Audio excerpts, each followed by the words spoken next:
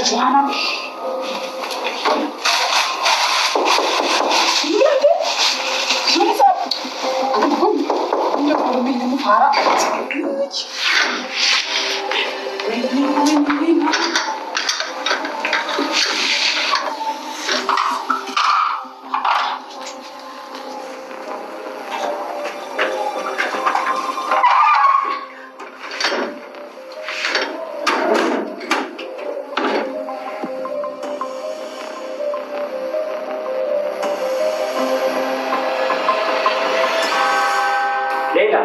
ለምንድን ነው ይሄን ያህል በርሳ እንኳን ማስመኝና ማልተሽ?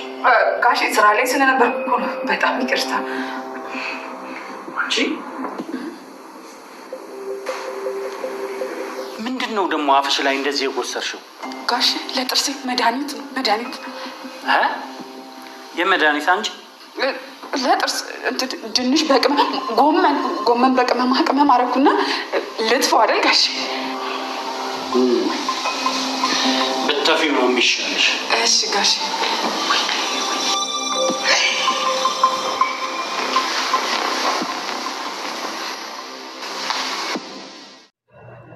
ሰላም ጤና ይስጥልን። የጽጌረዳ ድራማ ተከታታዮች እንዴት ቆያችሁ? ደህና ናችሁ? እኔ በጣም ደህና ነኝ፣ እግዚአብሔር ይመስገን። እንዴት ናችሁ እናንተ?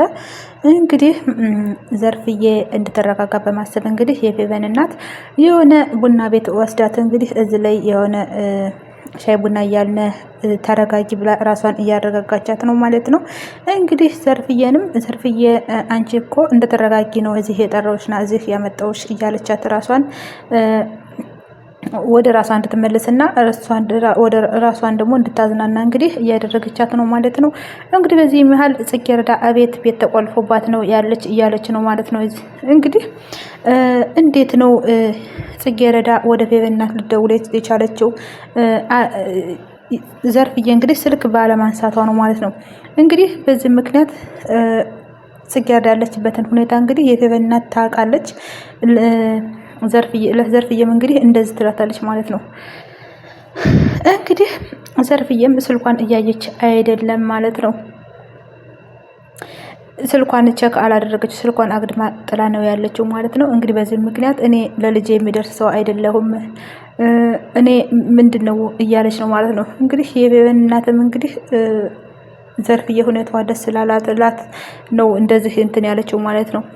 አንቺ ያለሽበት ሁኔታ ጥሩ አይደለም፣ አንቺ ራሽን እያረጋጋሽ አይደለም፣ ሳይሽ ትክክል ላይ አይደለም ያለሽ እያለቻት ነው ማለት ነው።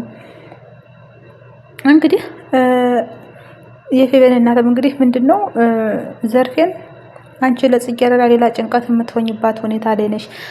ጽጌረዳ እንደዚህ ሆነሽ ልታይሽ አይገባም፣ ምክንያቱም እሷ ሌላ ጭንቀት ስለሆነች የእናቷንም ጭንቀት እንግዲህ ማየቷ ለእሷ ለአይምሮ ጥሩ አይደለም ብላ ስላሰበች ነው ማለት ነው። እንግዲህ ዘርፌም ደግሞ ቢያንስ እንኳን እንደዚህ ሁኜ ስታየኝ እንግዲህ ጭንቀቷ ይጨምርባታል፣ ስለዚህ ልክ ነሽ ብላ እንግዲህ ሀሳቧን እንግዲህ ትደግፋለች ማለት ነው።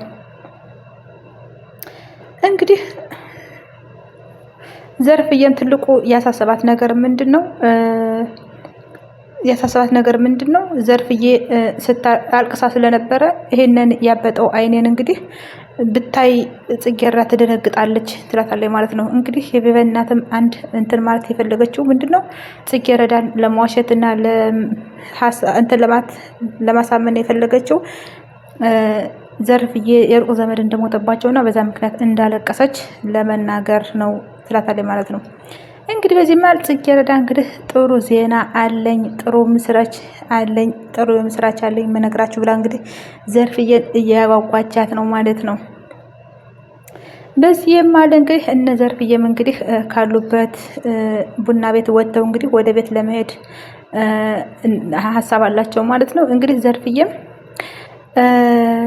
በዚህ መሀል እንግዲህ ዘርፍዬ የገጠማትን ነገር በሙሉ ፌቨንም ሆነ ጽጌረዳ እንዲያውቁባት ምናምን አልፈለገችም ማለት ነው። ነገር ግን ጓደኛዋ ሁና እንደሚስጥርም የምትይዝላት የፌቨን እናት ናት ማለት ነው። የዘርፌን ሚስጥር የምትይዘው እንዲሁም ደግሞ የፌቨን እናትን ሚስጥር እንግዲህ ዘርፍዬ ብዙ ሚስጥር ይዛለ። ለዛ ነው የማይላቀቁት አብረው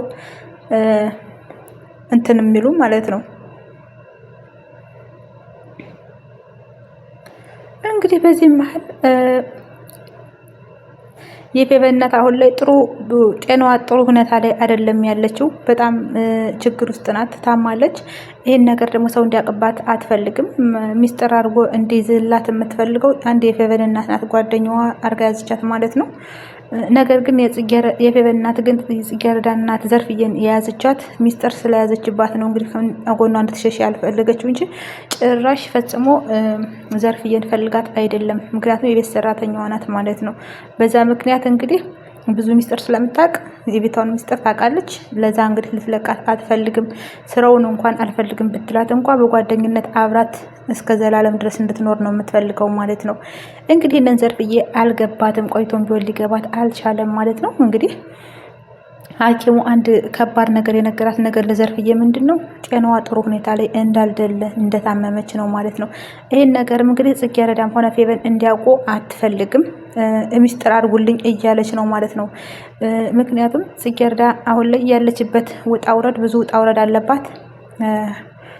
ይሄን ነገር እንግዲህ ማንም ፌቨን እንግዲህ ጽጌረዳ እንግዲህ ይሄን ነገር መቋቋም አትችልም ካላት ነገር የተነሳ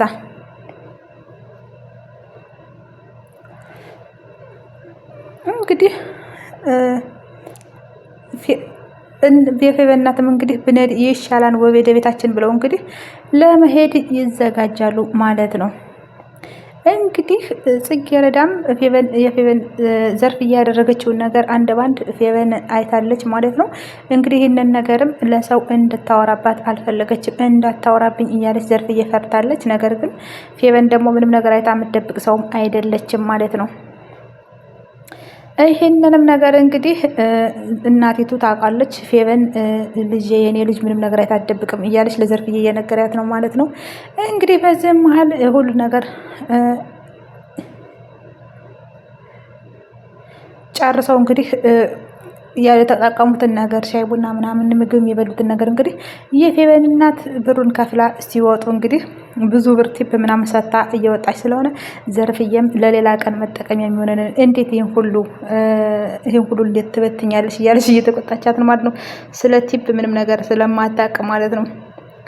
እንግዲህ የፌቨን እናትም ሀብታም ሰው ስለሆነች ቲፕ በራሱ ይሄን ያህል ሰጠች፣ ደህና ነገር ሰጠች ተብሎ እንግዲህ እንድትመሰገን የምትፈልግ አይነት ሰው ናትና ያንን ነው ያለችው ማለት ነው። እንግዲህ ቲፕ 100 እና 200 ብር ሊያንሳል ለኔ ስሜን ያጠፋዋን ነው እያለች ያለችው ማለት ነው።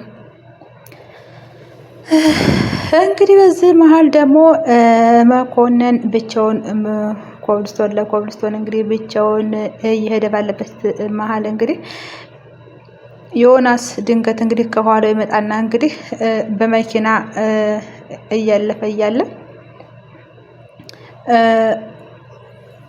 በመኪና ድንገት ይከተለውና እንግዲህ ስልክ እንግዲህ ዮናስ ስላላነሳለት በዛ ተበሳጭቶ ነው ማለት ነው። እንግዲህ አንተ ሃይመሮህ ይሰራል ወይ እያለው ነው ማለት ነው። ምክንያቱም ስልክ ስለማያነሳለት እሱም ደግሞ ዮናስም እንግዲህ ለምን እንደማያነሳ ይጠይቀዋል ማለት ነው። እንግዲህ መኮንን ደግሞ ያላነሳበት ምክንያት ምንድነው? ላይብረሪ እያጠናሁ ነበር ለዛ ነው ያላነሳሁት እያለ ነው ማለት ነው። እንግዲህ ዮናስም እንግዲህ ቀብረር ያለ ሰው ነውና እንግዲህ ንግግሩ ሁሉ ልክ እንደዛ ነው ማለት ነው። እኔ ስንት ስራ አለብኝ፣ ስንት ቢዚ የሚያደርገኝ ነገር እያለን ያንተን በመፈለግ በመኪና ሆነ በምን መንከራተት የለብኝም እያለ ይገላምጠዋል ማለት ነው። እንግዲህ መኮንንም ይቅርታ እንደዚህ ማድረግ ጥፋት ነው ብሎ ጥፋቱን አምኖ እንግዲህ መኪና ውስጥ ለመግባት ይቻኮላል ማለት ነው። እንግዲህ ወቃጥታ ወደ መኪናውም ገብቶ እንግዲህ መንገድ ይጀምራሉ ማለት ነው። ዮናስ ማለት እንግዲህ ጽጌረዳን ለማግባት የወሰነ ሰው ነው ማለት ነው።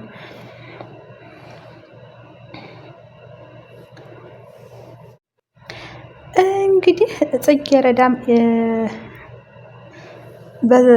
እናቷን እንግዲህ ስታያተኝ እንግዲህ ፌቨን የፈራችው ነገር አልቀረም ማለት ነው። ምን እንደሆናት እንግዲህ በጣም አይታ ትደነግጣለች። ምንድነው እቤት ሲገናኙም እንግዲህ ምንድነው እንደዚህ የሆንሽው እናቴ፣ ምንድነው ፊትሽ ሁሉ ያባበጠው እያለች እንግዲህ ልጅ ለእናቷ እየተጨነቀች ነው ማለት ነው። ምክንያቱም ዘርፍዬ ጽጌረዳ ናት እንግዲህ ለዘርፍዬ ያለቻት ልጅ ሌላ ልጅ የላትም ማለት ነው።